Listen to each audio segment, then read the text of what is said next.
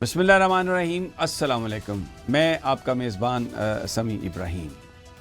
اس وقت ایک عجیب سی سیاسی صورتحال ہے اور ملک میں عدم استحکام ہے، سیاسی اور بے یقینی کی سی صورتحال ہے۔ سب سے بڑی جماعت پی ٹی آئی، اس کے قائد عمران خان صاحب پابند سلاسل ہیں، ان کا جو ایکسیس ہے وہ خاصی مشکل ہے۔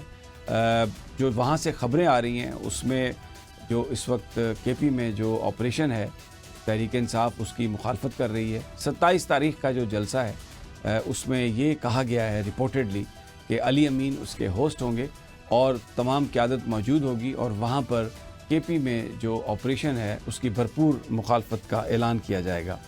دوسری جانب القادر ٹرسٹ کیس کا جو معاملہ ہے وہ 25 تاریخ تو طے ہو گئی ہے، لیکن ایسا لگ رہا ہے کہ توشہ خانہ 2 میں جتنی جلدی سے سماعت کو مکمل کیا گیا ہے، اگلے 1-2 دنوں میں ایسا لگ رہا ہے یا 3 دنوں میں خان صاحب کو اور ان کی اہلیہ کو سزا سنا دی جائے گی، تاکہ اگر القادر ٹرسٹ میں سزا سسپینڈ بھی ہو تو بھی ان کی جو رہائی ہے اس کو روکا جا سکے۔ اور بھی بہت سارے معاملات ہیں۔ ان تمام چیزوں پر گفتگو کے لیے آج پی ٹی آئی کے سینیٹر جناب بیرسٹر علی ظفر صاحب ہمارے ساتھ ہیں اور ان سے ان تمام چیزوں کا جواب جاننے کی کوشش کرتے ہیں۔ السلام علیکم علی صاحب۔ وعلیکم السلام۔ علی صاحب، جو خبریں آ رہی ہیں اس میں عمران خان صاحب کی جو گفتگو ہے، ان کو جو کے پی کے کی اس وقت صورتحال ہے، وہاں پر جو آپریشن کی اطلاعات ہیں اس پر انہیں بڑی تشویش ہے، اور انہوں نے یہ کہا ہے علی امین گنڈا پور صاحب سے، اپنی پارٹی سے، کہ وہ اس کو بھرپور انداز میں اس کو اپوز کریں اور وفاق کو بتائیں کہ وہ یہ آپریشن نہیں چاہتے۔ آپ کیا کہیں گے؟ دیکھیں، یقینی طور پہ خان صاحب نے ایک بات تو انٹرنیشنل لیول پہ کی ہے، میرے خیال ہے وہ بہت اہم ہے، اور وہ یہ ہے کہ جہاں تک افغانستان کا تعلق ہے ان کا خیال ہے، اور یہ نہیں ہو سکتا کہ ہم ان کو آئسولیٹ کر دیں، ان کو کہیں کہ آپ بھی ہماری بات نہیں مانیں گے تو ہم آپ کے خلاف بھی ایک قسم کی محاذ آرائی کریں گے۔ ان کا خیال ہے کہ ہمارے مل کے یہ کام ہو سکتا ہے۔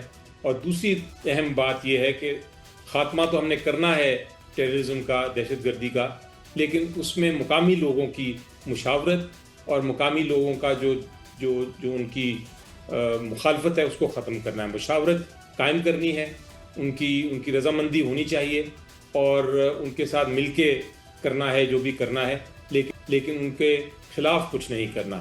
یہ ہونی چاہیے اسٹریٹجی۔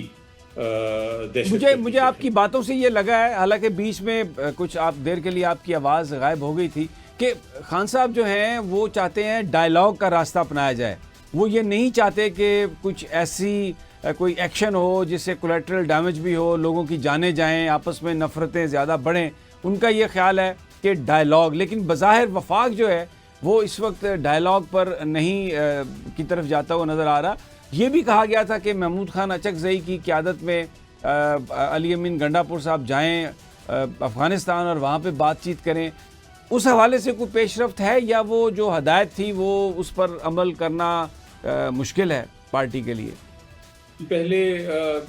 پہلی سٹیج پہ خان صاحب نے یہ کہا تھا کہ آپ گنڈا پور صاحب کو بتائیں، چیف منسٹر جو ہیں، کہ وہ ڈیلیگیشن لے کے جائیں اور افغانستان کے ساتھ بات چیت کریں، اور بات کرنے کے بعد دہشت گردی کے خلاف کوئی ایک یونائٹڈ فرنٹ قائم کریں۔ لیکن اس کے بعد جب انہیں بتایا گیا کہ وہ نہیں جا سکتے، ان کا کوئی پاسپورٹ کا مسئلہ ہے، تو پھر انہوں نے کہا کہ یہ پھر ڈیلیگیشن لیڈ کریں گے اچکزئی صاحب، اور اس میں شامل انہوں نے کہا کہ مختلف پی ٹی آئی کے جو ریلیونٹ لوگ ہیں وہ ضرور ہوں۔ تو یہ اب سیکنڈ جو ان کی انسٹرکشنز ہیں وہ یہی ہیں کہ اچکزئی صاحب ڈیلیگیشن ضرور لیڈ کریں۔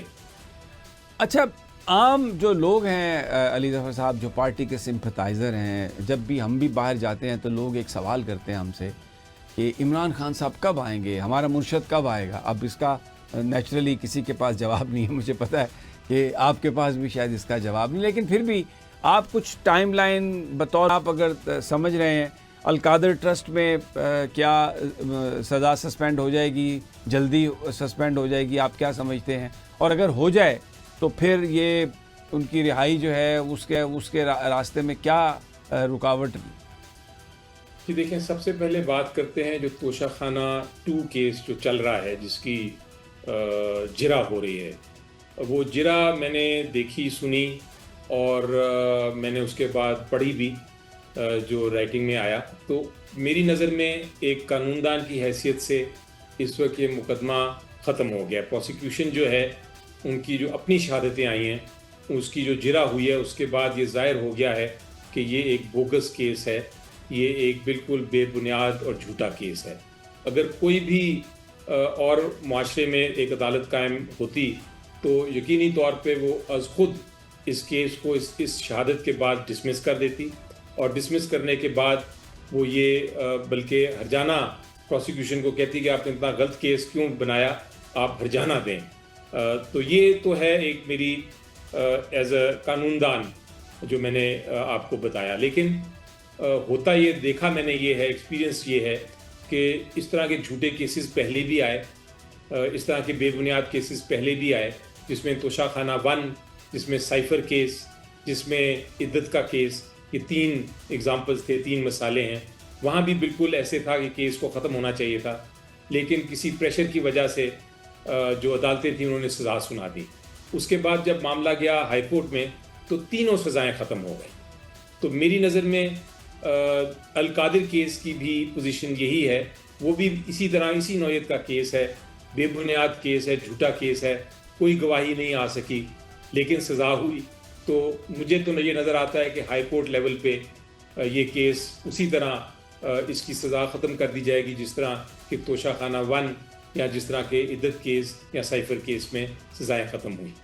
علی ظفر صاحب، آپ کی امیدیں اپنی جگہ پہ، میں مجھے یہاں پہ تھوڑا سا اگر آپ اجازت دیں، لیکن جو اب ہائی کورٹ ہے وہ جو ماضی کی ہائی کورٹ تھی اس سے بہت مختلف ہے. اب بہت سارے ججز 26ویں ترمیم کے بعد وہاں پر آ گئے ہیں. چیف جسٹس بھی 15 نمبر سے آئے ہیں لاہور سے، اور پھر جس طریقے سے ہر چیز کو بلڈوز کیا گیا، اور تو اب تو اسلام آباد ہائی کورٹ کے اپنے جج سپریم کورٹ جا رہے ہیں انصاف لینے کے لیے، اور ان کو وہاں سے پذیرائی نہیں مل رہی. تو آپ سمجھتے ہیں کہ اس ہائی کورٹ سے جو کیس ہے یہ القادر ٹرسٹ والا، اس کی سزا اتنی جلدی آپ سسپینڈ کروانے میں کامیاب ہو جائیں گے؟ دیکھیں، جہاں تک ایک وکیل ہے، وکیل جب ایک عدالت میں کیس اپنا لے کے جاتا ہے تو وہ ایک طرح سے جنگ ہوتی ہے، اور وہ ہارنے نہیں جاتا، وہ لڑنے جاتا ہے اور جیتنے جاتا ہے اپنی جنگ، اپنے قانون کے ذریعے، اپنی کتابوں کے ذریعے، اپنی بحث کے ذریعے. تو چاہے جو بھی آپ کہہ لیں سیاسی طور پہ کیا ہو رہا ہے، ججز کیسے ہیں کیسے نہیں ہیں، عدالت کی کیا پوزیشن ہے، میں تو سمجھتا ہوں کہ ہم نے جانا ہے جیتنے، اور انشاءاللہ ہم ہائی کورٹ پہ ہی جیتیں گے. لیکن اگر کسی وجہ سے ہائی کورٹ سے ریلیف نہیں ملتا تو سپریم کورٹ تو ہے قریب ہی عدالت ہے، اور وہ عدالت عظمیٰ ہے، وہاں تو یقینی طور پہ انصاف ملے گا. تو ایونچولی ٹائم کیا ہے، وقت کتنا لگے گا، یہ جس طرح آپ نے پہلے فرمایا کہ نہیں بتا سکتے، لیکن القادر کیس بھی ختم ضرور ہوگا. اب آتے ہیں توشہ خانہ 2 پہ جو جس کی کارروائی ہو رہی ہے، جس کے بارے میں میں نے کہا کہ میری نظر میں یہ کیس ختم ہو جانا چاہیے. ہو سکتا ہے اس میں بھی یہاں سزا ہو، تو وہ بھی آپ دیکھیں گے کہ ہائی کورٹ میں اپیل کر کے اگر وہاں سے ریلیف نہیں ہوتا تو سپریم کورٹ ہو جائے گا. تو یہ کیسز خالی یہ اب رہ گیا ہے، ایک القادر کا کیس اور ایک یہ توشہ خانہ 2 جس کی تیزی سے کارروائی چل رہی ہے. اس کے بعد اگر یہ انشاءاللہ ہم کامیاب ہو گئے ان کیسوں میں سزائیں ختم کرنے کے جو ہوں گے تو پھر خان صاحب باہر آ سکیں گے. چلیں، یہ تو اچھی بات ہے، آپ بہت پر امید ہیں عدالتوں کے حوالے سے، اور آپ سمجھتے ہیں کہ وہاں سے آپ کو انصاف مل جائے گا. لیکن میں تو سپریم کورٹ کے جو ججز ہیں وہ بھی چیف جسٹس صاحب کو خط لکھتے ہیں اور بار بار نشاندہی کرتے ہیں کہ یہاں پر آپ نے یہ کیا، یہاں پر آپ نے یہ کیا، اور ابھی تک جس طرح سے اتنی بڑی بڑی ہیپننگز پر بھی عدالت نے کسی طرح کا کوئی نوٹس نہیں لیا. تو بہت سارے لوگ یہ سمجھتے ہیں کہ عدالتوں سے عمران خان صاحب کی جو رہائی ہے وہ کوئی اتنا آسان کام نہیں، کیونکہ ایک کیس کا فیصلہ ہوتا ہے، ضمانت ہوتی ہے، تو دوسرا کیس اس کی سزا تیار ہوتی ہے، اور یہ ایک ایسا سرکل ہے جو پچھلے 2 سال سے چل رہا ہے، اور اس میں کوئی کامیابی ہوتی ہوئی مستقبل قریب میں نظر نہیں آتی. بہت سارے لوگوں کا خیال ہے کہ اگر کوئی اسٹرانگ پروٹیسٹ اگر نہ کیا گیا اور بہت سارے پی ٹی آئی کے لوگ اگر اکٹھے نہ ہوئے پرامن طور پر بھی, تو بھی شاید عمران خان صاحب کی رہائی کو جو ہے نا وہ اتنا کو آسان نہیں ہے. Do you agree with this? جی دیکھیں, بالکل میرا خیال ہے کہ چونکہ یہ سیاسی نوعیت کے مقدمے ہیں, یہ اسی لیے مقدمے بنائے گئے ہیں کہ خان صاحب کو جیل میں رکھنا ہے. اور جس طرح آپ نے سائیکل کا ذکر کیا, بالکل آپ نے بجا فرمایا. تو اس کے ساتھ ساتھ جب آپ قانونی جنگ, اس قسم کی قانونی جنگ لڑ رہے ہوں جس میں اتنا سیاست کا ایلیمنٹ ہے, تو پھر یقینی طور پہ آپ کو سیاسی جنگ بھی جیتنی پڑتی ہے اور ساتھ ساتھ چلانی پڑتی ہے. اور اس کا سب سے بڑا جو ایک ایلیمنٹ ہوتا ہے سیاست کا, جب آپ سیاسی جنگ لڑ رہے ہوں, جب آپ کے خلاف اس طرح کی تشدد ہو رہا ہو, تو پھر آپ کے لیے ضروری ہے کہ عوام بھی آپ کے ساتھ کھڑی ہو اور نکلے باہر. اور آپ کو لیڈرشپ بھی ویسی ضرورت ہے جو کہ لیڈرشپ بھی باہر نکلے عوام سے آگے. تو یہ ایک میں ایگری کرتا ہوں آپ سے کہ یہ بھی ایک بہت ریلیونٹ ایک محاذ ہے جس پہ آپ نے اسی طرح جنگ لڑنی ہے جس طرح آپ قانونی جنگ عدالتوں میں لڑ رہے ہیں. اچھا علی صاحب, آپ کی کل ملاقات ہوئی خان صاحب سے, اور بڑی طویل ملاقات ہوئی, اور بھی بہت سارے لوگ تھے. ایک یہ بھی سوال ہے کہ ان کی حالت کیسی ہے, ان کے ساتھ وہاں پر سلوک کیسا کیا جا رہا ہے, کیونکہ بہت سارے لوگ آتے ہیں تو ان ایشوز پر وہ کوئی زیادہ بات ہو نہیں پاتی. آپ کا کیا اوور آل امپریشن تھا ان کی, جب ان سے آپ کی گفتگو ہوئی, ان کی صحت کے حوالے سے, اور ان کے ساتھ وہاں پر سلوک کیسا کیا جا رہا ہے؟ پہلے تو سلوک کی بات کرتے ہیں, پھر میں آپ کو صحت کی اور ان کے جو کانفیڈنس ہے اس کی بات بتاتا ہوں. سلوک تو یہ ہے کہ ایک کانسیپٹ ہے ٹارچر کا, جس کانسیپٹ کو ہم کہتے ہیں سولیٹری کنفائنمنٹ, یعنی آپ کو کسی سے بات چیت کرنے کی اجازت نہ ہو. اب آپ سوچئے کہ ایک کمرہ ہے, ایک کمرے میں آپ کو بند کر دیا جائے اور آپ کو کسی سے بات نہ کرنی دی جائے. آپ کے جو باہر گارڈز ہیں کھڑے ہوئے, ان کو بھی منع کر دیا جائے کہ آپ بات نہیں کر سکتے. آپ کے جو کتابوں کی جو آپ ایک ریلیف مل سکتا ہے آپ کو کہ اگر کسی سے ملنا نہیں ہے تو کم از کم کتابوں سے آپ اپنا وقت گزار لیں. 18 گھنٹے آپ نے ایک کمرے میں بند رہنا ہے, تو وہ کتابیں بھی نہیں دی جا رہی. آپ کہتے ہیں ٹی وی ہو جائے ادھر کہ کچھ تو شکل دیکھ سکے کسی دوسرے انسان کی, آپ بے شک ٹی وی کے ذریعے ہو, وہ ٹی وی بھی بند کر دی جاتی ہے. تو یہ جو سولیٹری کنفائنمنٹ کا ٹارچر ہے یہ جاری ہے, اور یہ کبھی ہوتا ہے, کبھی پھر کھل جاتا ہے معاملات اور کتابیں دی جاتی ہیں, ٹی وی بند جو تھا وہ اس کو آن کر دیا جاتا ہے, لیکن پھر ایک دم بند کر دیا جاتا ہے سارا کچھ. اور وہ کیسز بھی جس میں ایک ملاقات ہو جاتی ہے وہ بھی ختم ہو جاتے ہیں, ملاقات نہیں کرائی جاتی. تو یہ اس قسم کی جو ٹارچر ہے وہ تو چل رہا ہے. لیکن اس کے باوجود خان صاحب کی صحت ماشاءاللہ بالکل ٹھیک ہے, اور خان صاحب اس طرح ہی پرعزم ہیں جس طرح کہ جب پرائم منسٹر تھے, بالکل اسی طرح ان کی وہ سب تکالیف کے باوجود وہ کہتے ہیں کہ جتنی میرے اوپر تشدد ہو رہا ہے, جتنا یہ سولیٹری کنفائنمنٹ کا ٹارچر ہو رہا ہے, میں اتنا ہی مضبوط ہو رہا ہوں. تو یہ ایک بہت ایسی بات ہے میرا خیال ہے کہ جو میں آپ کے اس پروگرام کے تھرو میں بتانا چاہتا ہوں. اچھا علی ظفر صاحب, ایک اور میرا سوال ہے آپ سے کہ بڑی ایک طویل بڑی یہ گرفتاری ہے ان کی, وہاں پر قید ہے, اور بڑی مشکل وہ قید ہے, اندازہ ہو سکتا ہے جس طرح کے حالات آپ نے بیان کیے ہیں. تو خان صاحب نے ایک سٹینڈ لیا بالکل کہ میں کسی طرح سے بھی کسی ڈیل میں نہیں آؤں گا. لیکن کبھی آپ کو لگتا ہے کہ یہ جو اس وقت ایک ساری صورتحال ہے اس کو ختم کرنے کے لیے کہیں نہ کہیں کوئی کسی نہ کسی کو پیچھے ہٹنا ہوگا, مذاکرات کی طرف آنا ہوگا, وہ سٹیج آپ کہیں مستقبل قریب میں دیکھتے ہیں؟ جی دیکھیں, جہاں تک آج حالیہ تعلق ہے اس وقت کسی قسم کی نہ کوئی بات چیت ہے, نہ کوئی نیگوسیشن ہے. اور کل بھی بات ہوئی تھی اس کے اوپر, اور خان صاحب نے بڑا واضح طور پہ وہی اپنا موقف بیان کیا کہ کسی قسم کی بات چیت نہیں ہو سکتی, نہ حکومت کے ساتھ نہ کسی اور کے ساتھ. تو یہ بڑا ابھی تک تو کلیئر ہے. لیکن میں ہمیشہ کہتا ہوں کہ آپ مستقبل نہ آپ کو پتہ ہے نہ مجھے پتہ ہے, سچویشن تبدیل بھی ہو سکتی ہے, اور کوئی ایک راستہ بھی نکالا جا سکتا ہے. تو راستے کے دروازے کبھی بند نہیں ہوتے, مستقبل میں ہو سکتا ہے کہ ہو جائے. فی الحال مجھے کوئی اس کی کرن نظر نہیں آتی.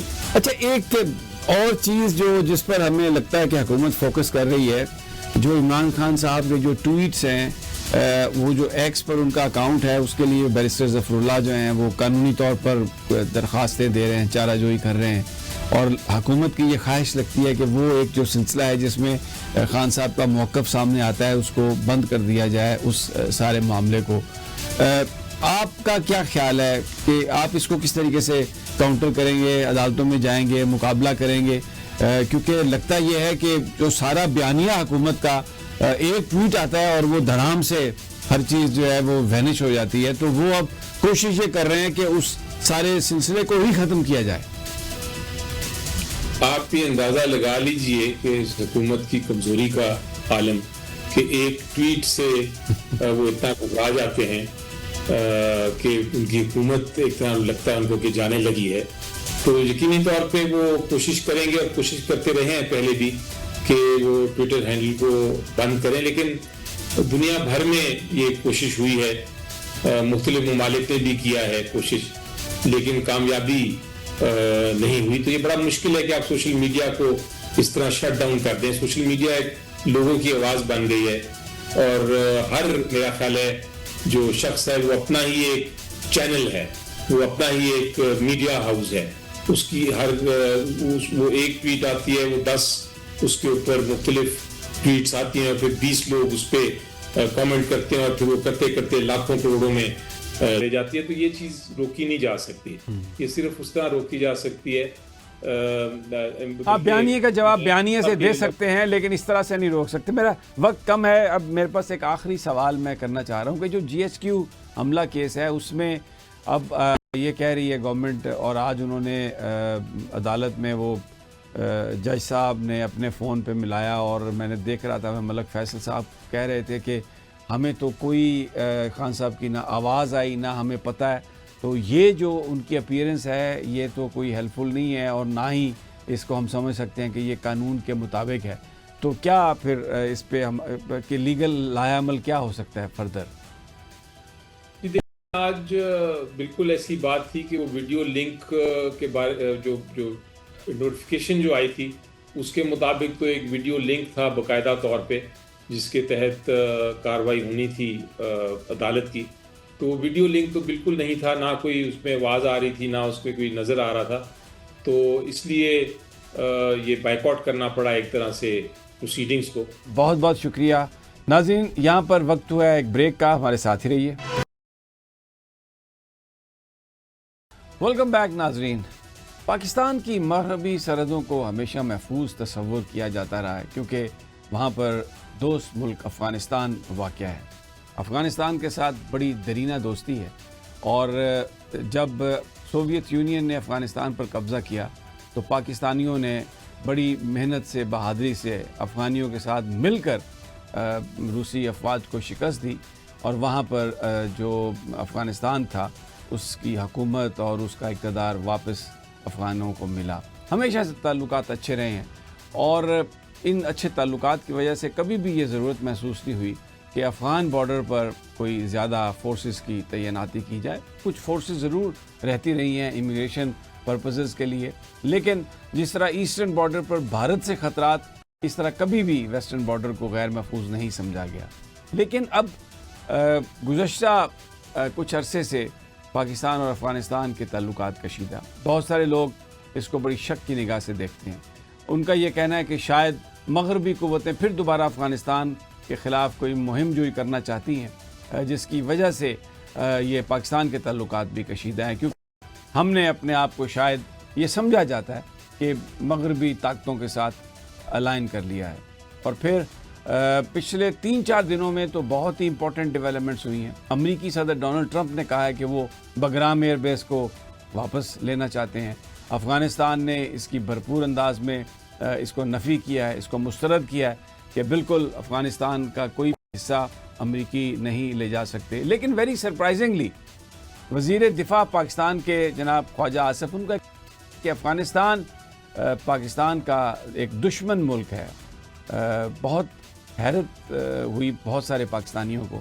پھر اس کے بعد حنیف عباسی صاحب وہ ایک ٹی وی پروگرام میں انہوں نے گفتگو کرتے ہوئے افغانستان کو دشمن قرار دیا اور کہا کہ یہ سارے افغانی جو ہیں یہ دشمن ہیں. افغانی ہمارے بھائی ہیں عباسی صاحب, دشمن تو نہیں ہیں. نہیں میرے وہ اتنے بڑے دشمن ہیں افغانستان والے لوگ. یس, ایک عجیب سی یہ صورتحال ڈیولپ ہو رہی ہے. اسی صورتحال پر ہم بات کرنے کے لیے جناب حافظ حمداللہ, جن کا جمعیت علماء اسلام سے تعلق ہے اور وہ خطے کو بہت اچھی طرح سمجھتے ہیں, آج وہ ہمارے ساتھ موجود ہیں. حافظ صاحب السلام علیکم. وعلیکم السلام سمیع صاحب. حافظ صاحب یہ کیا ہو رہا ہے؟ اب دوست ملک ہے افغانستان اور بہت ساری چیزیں ہماری ان کے ساتھ مشترکہ ہیں اور ایک دوسرے کے ساتھ مل کر جنگ بھی کی ہے جو فورن اگریسر ہے اس کے خلاف. تو ابھی یہ وزیر دفاع کہہ رہے ہیں کہ افغانستان دشمن ہے اور حنیف عباسی صاحب بھی کہہ رہے ہیں کہ افغانستان دشمن, اور خود اعتراف کرتے ہیں کہ میں نے امریکہ کی, خود اعتراف کرتے ہیں کہ میں نے جنگ کرائے پہ لڑی, میں نے ڈالر وصول کی, خواہ 80 کی دہائی کی لڑائی ہو یا 9/11 کے بعد کی لڑائی ہو. اب یہ کیا گارنٹی ہے کہ آپ ایک بار پھر شاید سہولتکار بن رہے ہیں, لیکن ایک سوال پیدا ہو رہا ہے کہ 9/11 کے بعد جو صورتحال تھی یا 80 میں جو پالیسیاں تھی بین الاقوامی سطح پر اور 9/11 کی جو صورتحال تھی بین الاقوامی اور عالمی سطح پر اور پاکستان کا جو پوزیشن تھا, آج کی صورتحال اس سے مختلف ہے. وہ اس لیے کہ آپ خود دیکھیے اس زمانے میں UN سیکورٹی کونسل کے 5 ممالک ہیں وہ ایک پیج پر تھے افغانستان کے خلاف. آج UN سیکورٹی کونسل کے جو 5 ممالک ہیں وہ امریکن ٹرمپ پالیسی کو مد نظر رکھتے ہوئے وہ ٹرمپ کی پالیسی کی سپورٹ نہیں کر رہے ہیں. اس کا مطلب یہ ہوا کہ UN سیکورٹی کونسل کے 3 ممالک فرانس, برطانیہ, امریکہ یہ ایک طرف, چین اور روس دوسری طرف, یہ افغانستان کی سپورٹ میں. اب بھی آپ بتائیے کہ اس سچویشن میں اور ماضی کی سچویشن میں بہت بڑا فرق ہے. اب پاکستان کے لیے بنیادی امتحان اور آزمائش کی وقت یہ ہے کہ کیا آپ چین کے ساتھ دیں گے جو ہم کہتے ہیں کہ میرا گہرا دوست ہے, شہد سے میٹھی ہماری دوستی ہے ان کے ساتھ, تو کیا آپ چین کے ساتھ دیں گے؟ کیونکہ امریکہ کے آنے سے اگر اس خطے میں جنگ پیدا ہوگی تو پوری خطے کے لیے یہ خطرہ ثابت ہوگا. اس میں چین بھی متاثر ہوگا, ایران بھی متاثر ہوگا اور رشیا بھی متاثر ہوگا اور پاکستان بھی نہیں بچے گا اور انڈیا اس سے مضبوط ہوگا. تو کیا پاکستان اس پالیسی میں امریکہ کے ساتھ دیں گے یا چین کے ساتھ دیں گے؟ اگر امریکہ کے ساتھ دیں گے تو کیا آپ انڈیا کو سپورٹ کر رہے ہیں چین کے خلاف ہے؟ اور اگر آپ چین کے ساتھ دیں گے تو کیا آپ مطلب یہ ہے کہ آپ امریکہ کے خلاف ہیں؟ اور خود آپ اندازہ دیکھیے پاکستان کو کہ ایک طرف آپ معدنیات کے حوالے سے بلوچستان کے معدنیات اور وسائل اور خیبر پختونخوا کے معدنیات کے وسائل آپ کوڑے داموں 19% سے آپ امریکہ کے ہاتھوں بیچ رہے ہیں اور ایسی کمپنی کے ہاتھوں بیچ رہے ہیں کہ اس کمپنی کی پس منظر آپ دیکھیے کہ اس کے ایسٹ اس کے اثاثے کیا ہے. ناظرین یہاں پر وقت ہوا ہے ایک بریک کا, ہمارے ساتھ ہی رہیے. ویلکم بیک ناظرین. بہت سارے لوگ یہ سوال کرتے ہیں کہ یہ جو سارے بیانات ہیں اور جس طریقے سے ایک آپریشن بھی چل رہا ہے یہ شاید کوئی ایک فضا بنائی جا رہی ہے کسی بڑی جنگ کے لیے, کسی بڑی مہم جوئی کے لیے. آپ کے پاس کیا اطلاعات ہیں؟ آپ خود دیکھیے امریکہ نے جہاں بھی جارحیت اور مداخلت کی ہے مجھے بتائیے وہاں امن آیا ہے؟ انہوں نے لیبیا میں مداخلت کی, وہاں امن آیا؟ انہوں نے شام میں مداخلت کی, کیا وہاں امن آیا؟ انہوں نے عراق میں مداخلت کی, کیا وہاں امن آیا؟ غزہ آپ کے سامنے 35,000 بچے لقمہ اجل بنے, 35,000 صرف بچے, اور 16 سے 17,000 ایسے بچے ہیں غزہ فلسطین میں جس کے والدین پوری خاندان شہید ہو چکی ہے, تباہ ہو چکی ہے, صرف بچے زندہ ہے. وہ بھی پتہ نہیں ہے بھوکے مرے ہوئے ہیں یا ابھی بھی زندہ ہے, زندہ لاشیں ہیں وہ. اب امریکہ خود دیکھیے جہاں بھی انہوں نے مداخلت کی ہے وہاں خون بہانے کے علاوہ بربادی اور فساد اور دہشت گردی کے علاوہ اور کچھ بھی نہیں کیا ہے.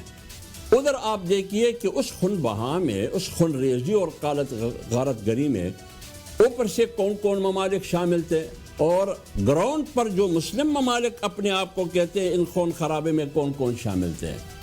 اب آئیے ادھر ہمارے اور آپ کے خطے میں یہی صورتحال ہے. یو این سیکورٹی کونسل کی ممالک کو دیکھیں وہ 2 حصوں پر تقسیم ہے، یہاں خطے کے ممالک کو دیکھیے وہ بھی 2 حصوں پر تقسیم ہے. اور امریکہ یہاں سے تو ہم کہہ چکے ہیں کہ امریکہ یہاں سے نکل گیا، لیکن ہم نے روز اول یہ کہا، میں نے بذات خود کہا روز اول کہ امریکہ کی فورسز تو یہاں سے گئے لیکن امریکی سیاست ختم نہیں ہوئی ہے، جس کا نتیجہ ابھی آپ کے سامنے ہے کہ ٹرمپ ایک دن پاکستان اور سعودی کے درمیان دفاعی معاہدہ ہو رہا ہے، اچھا مجھے دوسرے دن امریکہ یہ کہہ رہا ہے کہ میں نے بگرام ایئر بیس کو ہمارے حوالے کیا جائے کیونکہ میں نے چین کو سامنے رکھتے ہوئے اس کے ایٹمی ہتھیاروں کو، ایٹمی ایکٹر کو سامنے رکھتے ہوئے میں یہ اڈا بگرام ایئر بیس لینا چاہتا ہوں. اگر طالبان افغان حکومت ہمیں نہیں دیتے تو پھر زبردستی بزور بندوق بارود میں لوں گا.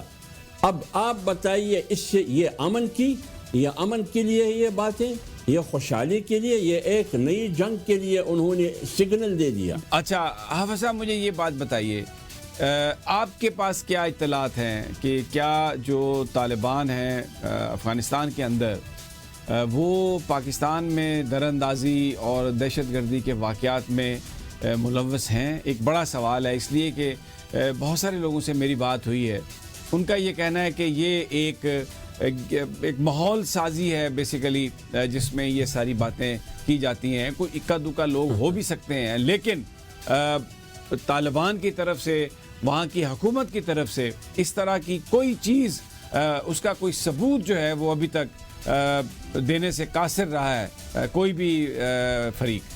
کیا کہتے ہیں آپ؟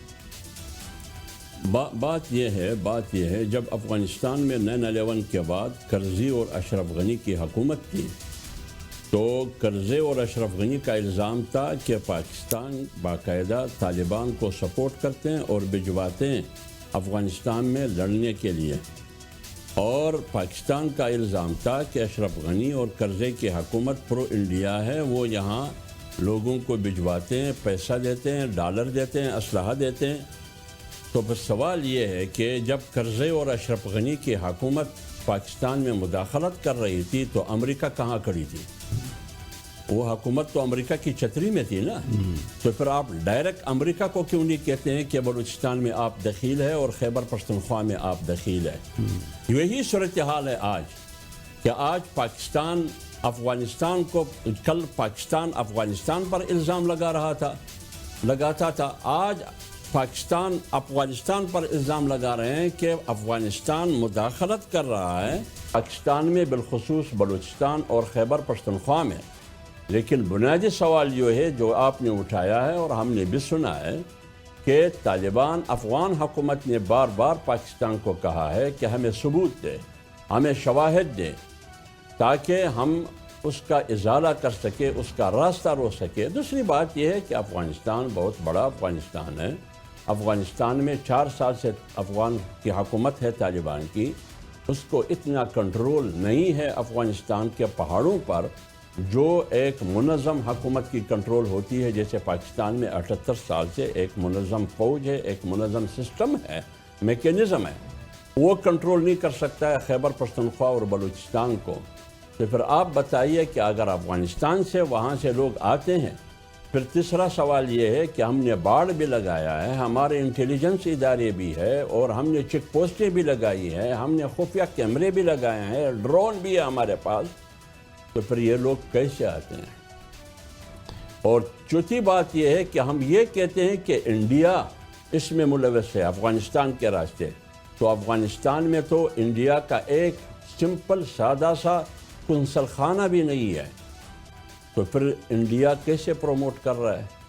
اگر انڈیا پروموٹ کر رہا ہے دہشت گردی کو افغانستان کے راستے، फिर तो लाहौर वाघा बॉर्डर इंडिया को बहुत करीब पड़ता है, सियालकोट भी बहुत करीब पड़ता है, तो फिर वहाँ तो कोई पटाखा भी नहीं उठा है, तो फिर खैबर पख्तूनख्वा और पाठा में क्यों? बहुत शुक्रिया हाफिज़ हम्दुल्ला, आपने जो गुफ्तगू की है बड़ी तफसील से इस सारे मसले पर आपने बात की है। और अब हम एक और मसले की तरफ चलते हैं। कुछ 2-3 रोज़ कबल जो हमारे वज़ीर सेहत हैं जनाब मुस्तफ़ा कमाल, वो एक चैनल पर गुफ्तगू कर रहे थे और वहाँ पर बात हो रही थी सर्विकल कैंसर के बचाव की वैक्सीन के इस्तेमाल की। और आपको पता है कि जब वैक्सीन लगाई जाती है तो बहुत सारी उसके हवाले से मिसकंसेप्शंस भी होती हैं कि शायद इससे नुकसान होगा। तो ये जो वैक्सीन है इसको लगाने में भी लोग थोड़ा तामुल का मुजाहरा कर रहे थे और वो हुकूमत को बड़ी उसमें मुश्किलात पेश आ रही हैं। तो वहाँ पर मुस्तफ़ा कमाल साहब इस पर बात कर रहे थे, तो उन्होंने गुफ्तगू करते हुए ये कहा कि मैं कितनी दफ़ा वज़ीर रहा हूँ, कराची का मेयर भी रहा हूँ, MNA रहा हूँ, एक अब वज़ीर सेहत हूँ, एक ऐसा शख्स हूँ जिसकी क्रेडिबिलिटी है। जब हम ये कहते हैं कि ये वैक्सीन नुकसानदेह नहीं है तो क्यों नहीं इसको लगाया जाता? अच्छा, उन्होंने बड़ी तकरार की। आइए आपको वो मैं तकरार सुनवाता हूँ। अब आपको सारी सिचुएशन की समझ आ गई कि क्यों वो परेशान है और क्यों वो अपनी क्रेडिबिलिटी के हवाले से बात कर रहे हैं। तो यहाँ पर मैं ये कहना चाहता हूँ कि इनका शिकवा जायज़, लेकिन चलें यहाँ पर हम बात कर लेते हैं, उनको बता देते हैं कि आवाम को आप पर भरोसा क्यों नहीं। क्योंकि शायद आवाम का ये मानना है कि आप फार्म 47 की गवर्नमेंट हैं, उसकी आप पैदावार हैं। क्योंकि आवाम का ये मानना है कि आप एक चोरीशुदा मैंडेट पर आए हैं। क्योंकि आवाम का ये मानना है कि आपकी हुकूमत जाली है। क्योंकि आवाम का ये मानना है कि आप हुकूमत पर काबिज़ हैं। क्योंकि आवाम को ये पता है कि हुकूमत बनाने के असल हकदार और लोग थे। क्योंकि आवाम को पता है कि आप लोग सियासी इंतकाम में अंधे हो चुके हैं। क्योंकि आवाम को पता है कि इस निज़ाम को मोम की नाक बनाने वाले आप हैं। क्योंकि आवाम को ये पता है कि इस निज़ाम के बेनिफिशरी भी आप हैं। 26वीं तरमीम से लेकर कानून का जो आज खिलवाड़ हो रहा है, आप इसके ज़िम्मेदार हैं। मुल्क में जुल्म का बाज़ार हो, इखलाकी गिरावट या इंसानी हकूक़ की पामालियाँ, हर जगह आप ही नज़र आते हैं। इसलिए आवाम को आप पर भरोसा नहीं, आप पर एतमाद नहीं। यही वजह है कि जो आप कहते हैं आके लोग उसको नहीं मानते। मैं इसकी एक और मिसाल देता हूँ। भले नवाज शरीफ साहब बीमार हों, सही यानी उनकी बीमारी हकीकी हो, लेकिन जब वो ये कहते हैं कि मैं लंदन जा रहा हूँ चेकअप करवाने के लिए, तो लोग इसको नहीं मानते। वो कहते हैं, वो ये समझते हैं कि नवाज शरीफ साहब वहाँ पर कोई सियासी साजिश करने जा रहे हैं। फिर होता भी ऐसे ही है। थोड़े दिनों के बाद दूसरे लोग भी पहुँच जाते हैं। अभी भी नवाज शरीफ साहब लंदन में हैं और उन्होंने अपनी पार्टी के लोगों को बुलाया। अगले 2-4 दिनों में वो सब जा रहे हैं। भले वहाँ पर वो अपना इलाज भी करा रहे हैं, वो बीमार भी होंगे, लेकिन उनकी बात पर यकीन करना कोई आसान काम नहीं है। पाकिस्तान में बहुत कम लोग आपको मिलेंगे जो उनकी बात पर यकीन करेंगे। यही हाल आप देख लें पंजाब की हुकूमत, मोहतरमा मरीम नवाज़ साहबा, वो कितना कुछ उन्होंने पिछले चंद दिनों में, चंद हफ्तों में, जब से ये सैलाब का मामला हुआ है, उन्होंने रिहैबिलिटेशन के लिए, रिलीफ और रेस्क्यू के लिए बहुत कुछ किया है। लेकिन लोग इस पर बिलीव नहीं करते। लोग ये कहते हैं कि ये सब कुछ टिक टॉक है, ये सब कुछ दिखावे की बात है। उसकी बुनियादी जो इस हुकूमत का जो सबसे बड़ा मसला है वो ट्रस्ट का मसला है। लोग आप पर ट्रस्ट करने के लिए तैयार नहीं है। लोग आपकी बात को सच समझने के लिए तैयार नहीं है। क्योंकि जैसे मैंने पहले कहा, जहाँ पर जो लोग जीते हुए थे वो हार गए और जो हारे हुए लोग शिकस्त तस्लीम करके अपने घरों में चले गए थे, उनको जितवा दिया गया, उनकी अनाउंसमेंट कर दी गई। तो अगर आप ये चाहते हैं कि हुकूमत की बातों पर लोग यकीन करें, तो उसके लिए आपको ट्रस्ट जो है उसको डेवलप करना पड़ेगा। यहाँ पर जो निज़ाम है उसको मेरिट पर लाना पड़ेगा, कुछ निगोसिएशंस करना पड़ेंगी और जिसका हक है वो हक देना पड़ेगा। तो मैं जो राना सनाउल्लाह साहब की इस बात पर गुफ्तगू का इख्तिताम करता हूँ। राना साहब ने कहा कि अगर हम مذاکرات کریں پی ٹی آئی کے ساتھ، حقیقی معنوں میں مذاکرات، مسئلے کے حل کے لیے بات کریں، تو پھر اس کا نتیجہ یہ ہوگا کہ ہمیں جیل جانا پڑے گا اور عمران خان صاحب اور وہ وزیر اعظم بن جائیں گے۔ تو ناظرین، یہاں پر آج ہم پروگرام کا اختتام کرتے ہیں، کل پھر آپ سے ملاقات ہوگی انشاءاللہ۔ اللہ نگہبان۔